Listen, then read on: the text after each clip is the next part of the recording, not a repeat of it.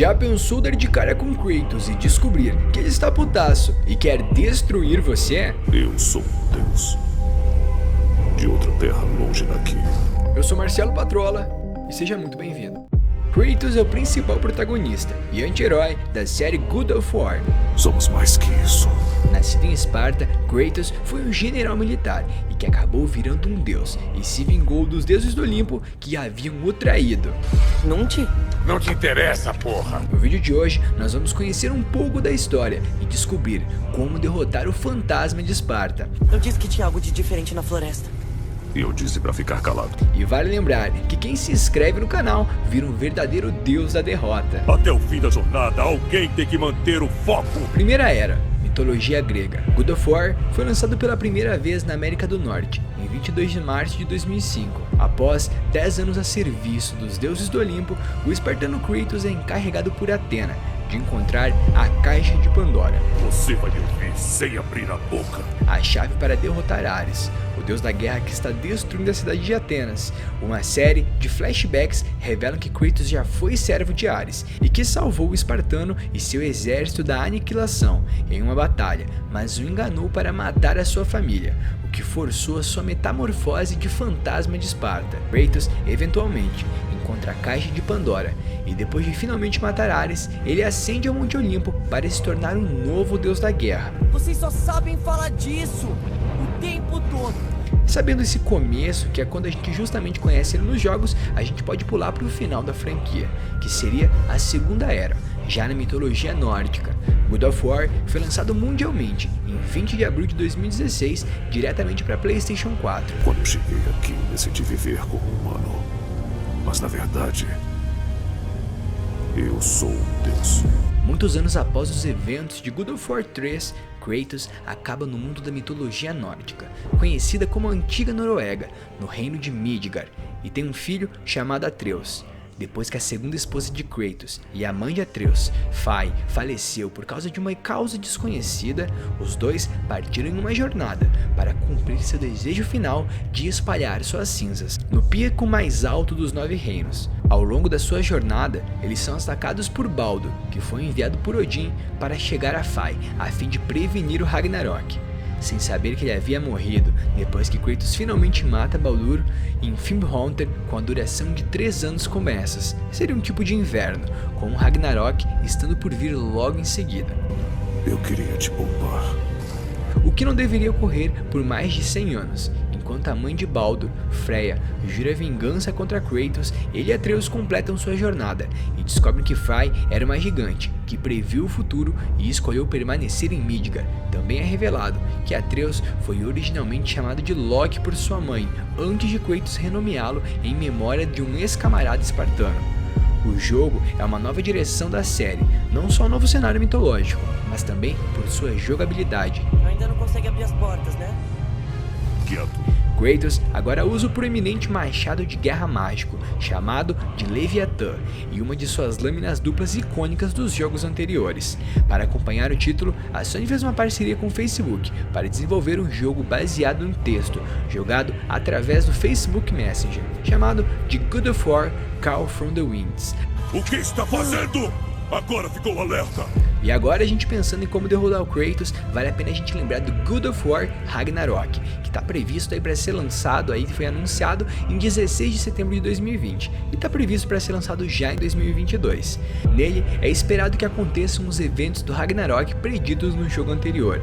Um dos desenvolvedores havia confirmado anteriormente que o título de 2018 não seria o último de Kratos e que os jogos seguintes continuariam a ser ambientados no ambiente nórdico e incluiriam Atreus. Eric Williams, o diretor do jogo, confirmou o evento no PlayStation Showcase em setembro de 2021 e diz que o Ragnarok encerrará a série nórdica. O trailer que acompanhou esse evento mostrou que Kratos e Atreus vão procurar pelo deus da guerra nórdico Tyr para se unirem a ele contra Odin e o resto dos deuses asgardianos. Agora vale a pena a gente dar uma olhadinha também nos deuses que conseguiram aí derrotar o fantasma de Esparta e conseguiram derrotar o Kratos. É o que falei para sua mãe antes de pegar ela de jeito. E o primeiro deles foi Ares, foi o primeiro deus da guerra e o principal antagonista do primeiro jogo de God of War. Ele era filho de Zeus e Hera. Ares era o filho mais velho de Zeus e era comumente referido como o deus mais odiado do Monte Olimpo, mesmo antes de ser morto por Kratos. Ele foi quem empalou Kratos em um grande pilar quebrado e que depois ele teve que lutar para conseguir sair do submundo. Eu disse que tinha algo de diferente na floresta. E eu disse pra ficar calado. O outro deus que acabou com Kratos foi Zeus. Zeus é o filho mais novo do titã Cronos, tendo ascendido ao posto de rei dos deuses e governante do Monte Olimpo, após derrotar seu pai e outros titãs durante a Grande Guerra. Ele foi aliado de Kratos durante God of War, posteriormente vindo a se tornar o principal antagonista de ambos God of War 2 e God of War 3. Ele também é pai de diversos deuses e heróis, tais como Hércules, Perseu, Deimos e até mesmo o próprio Kratos. E ele matou Kratos esfaqueando no estômago pela lâmina do Olimpo. Essa é a verdade. E para finalizar, a outra deusa que matou Kratos foi Gaia. Na mitologia grega, Gaia era a deusa primordial, personificando a Terra. Ela era uma das antigas divindades e ela foi considerada a deusa mãe de toda a vida. Gaia é também conhecida como a Mãe Terra. Na série God of War, ela é a narradora de todos os jogos, mas só realmente apareceu em God of War 2 e God of War 3. Ela é retratada como sendo feita de terra, coberta por uma cabeça aos pés com árvores e um formato que lembra a Vênus de Willendorf, embora na mitologia grega ela era essencialmente a própria Terra. Ela foi banida na Grande Guerra, mas ajudou Kratos em sua busca por vingança. Em troca, ele a resgatou, justamente com os outros titãs da Primeira Grande Guerra, e começando a Segunda Grande Guerra dos Deuses. Kratos caiu das costas de Gaia no rio, e lutou para sair do submundo com a ajuda do espírito de Atenas. Essa é a verdade. Como vimos, Kratos e Atreus vão procurar pelo deus da guerra nórdico Tyr, para se unirem contra Odin e o resto de Asgard. Com isso, eles vão lutar contra o mais forte protetor de Asgard e que nós já conhecemos, o querido Thor. Como sabemos, essa batalha não seria nem um pouco fácil, por isso vamos nos basear em partes na mitologia nórdica própria e em outras no que já sabemos de Thor com base no próprio God of War. Thor é um deus nórdico do trovão, dos raios, da tempestade e também é chamado do deus da força. Ele é filho de Odin, marido de Sif e pai de Magni e Mod.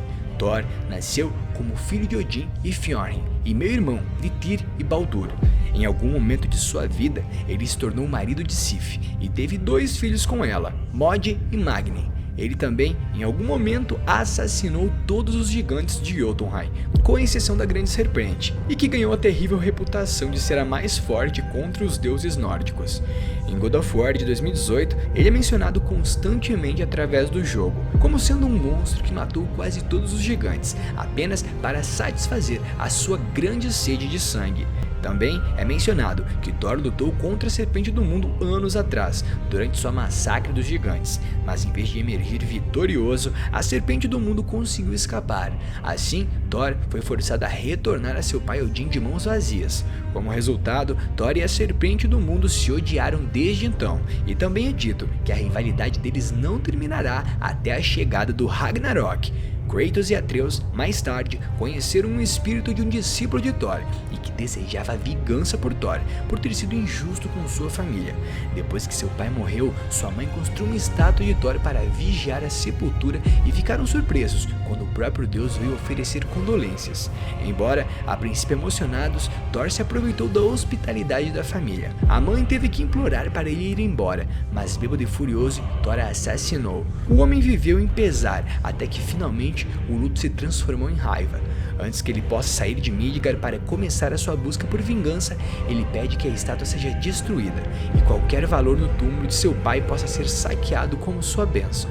Em seu barco, Kratos usa a história do homem para lembrar seu filho de uma lição importante. Não significa nada para os deuses, coisa que Kratos infelizmente teve que aprender com base nos outros títulos e nas suas experiências com os temíveis deuses do Olimpo. Thor só aparece no final do jogo, num sonho sobre o futuro, no qual, enquanto Kratos e seu filho estavam dormindo, Thor ataca a casa com raios e invoca uma tempestade enorme para acordar Kratos e Atreus e forçá-los a sair e confrontá-lo. Quando Kratos exige que ele revele a sua identidade, Thor ergue a capa e revela seu martelo, que emite então uma grande eletricidade e os ataca. Como é dito por Atreus, depois que ele acorda do sonho, possivelmente para se vingar seus filhos e seu irmão que ele haviam matado. Personalidade. Dizem que Thor é incrivelmente cruel, implacável e sanguinário, mostrando pouca ou nenhuma misericórdia para com seus amigos. Sua sede de sangue foi notada por Mimir como a única coisa que a maioria das pessoas poderiam ver, pois a paranoia de Odin não fazia ele ver. Ele parece ser um pouco honrado, no entanto, ele odeia a covardia fortemente, a ponto de quando Mod deixou Mog, seu filho favorito, para morrer, Thor ficou muito irritado e espancou seu filho mais novo por fugir de Kratos.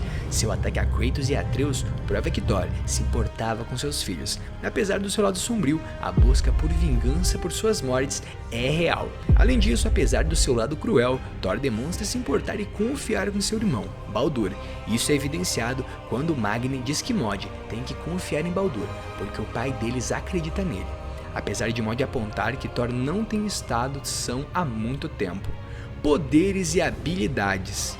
Como filho de Odin, Thor está entre os deuses nórdicos mais poderosos. Seu poder é grande o suficiente para ter massacrado todos os gigantes sozinhos, sendo então temido por todo o seu imenso poder que ele apresenta durante a série, ou mesmo como é relatado pelos habitantes da região da Noruega. Força sobre-humana.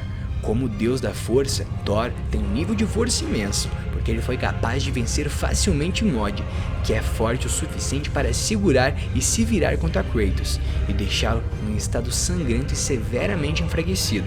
Sua força é tão grande que ele foi capaz de massacrar sozinho os gigantes. Apenas a grande serpente foi capaz de sobreviver. Thor é considerado fisicamente o mais forte dos deuses nórdicos, superando a força de Baldur e sendo possivelmente rivalizado apenas por Odin. Eletrocinese. Como deus do trovão, Thor tem controle absoluto sobre a eletricidade e raios. Durante seu ataque a Kratos e Atreus, ele foi facilmente capaz de fazer com que os relâmpagos constantemente caíssem em sua casa, sem sequer precisar mover um único braço. Seus poderes eletricinéticos são claramente muito maiores do que seus filhos, e é sugerido então supor que eles herdaram uma parte dos poderes eletrocinéticos de Thor, ou seja, ele tem muito mais coisa que pode mostrar pra gente. Atmocinese. Como deus da tempestade, Thor tem a capacidade de convocar pesadas tempestades de raio quando quiser, podendo controlar toda a atmosfera. Ele exibe qualquer poder quando causa, sem esforços, uma tempestade gigante pode acordar Kratos e Atreus. E é claro, não poderíamos esquecer deles, o Mjolnir. Forjado por Brock e Sindri, esse martelo especial é a arma de escolha de Thor ao matar gigantes e outros inimigos. Na mitologia nórdica, disse que quando Mjolnir sempre atinge seu alvo e retorna para a mão do usuário, e assim mesmo é capaz de esmagar montanhas em um único golpe. E também é descrito como uma super arma por Mimir, e como tal, uma das armas mais poderosas de todos os 9 reinos. Como derrotar? Pra gente começar a entender como derrotar, a gente tem que lembrar, o Kratos já foi derrotado aí 3 vezes por outros deuses da mitologia grega. Então a gente tem que pensar que o Kratos não é invencível. O Kratos ele pode sim ser derrotado. Como vimos, ele literalmente acabou com todo o Monte Olimpo. Então a gente já sabe que não poderíamos contar com a ajuda dos antigos rivais dele. Então a gente pensaria, a primeira coisa que Thor teria que usar seria sua grande força. Como vimos, Kratos é um dos grandes combatentes, é uma pessoa que tem grandes capacidades e grandes talentos quando o assunto é força, quando o assunto é força bruta. Afinal, ainda ele pode invocar o seu modo espartano aí e tirar a força de Deus lá sabe aonde. Então, a primeira coisa que faríamos seria conseguir pegar o Mjolnir e atacar Kratos. O Mjolnir só pode ser movimentado por ninguém mais, ninguém menos do que o próprio Thor. Então, seria até um pouco fácil se a gente for analisar. A primeira coisa que faríamos seria deixar o Kratos nos atacar. Quando ele nos atacasse e começasse a ficar fadigado devido à nossa alta velocidade, iríamos então atacá-lo. Quando ele caísse no chão, iríamos simplesmente colocar o Mjolnir por cima dele. E assim, conseguiríamos prender o próprio deus da guerra que não conseguiria se levantar. Afinal, apenas uma pessoa pode levantar Mjolnir. E assim poderíamos depois, com Kratos preso por Mjolnir, poderíamos atacá-lo e derrotá-lo. E desse modo, derrotaríamos o deus Kratos. Somos mais que isso. E eu vou ficando por aqui e até a próxima.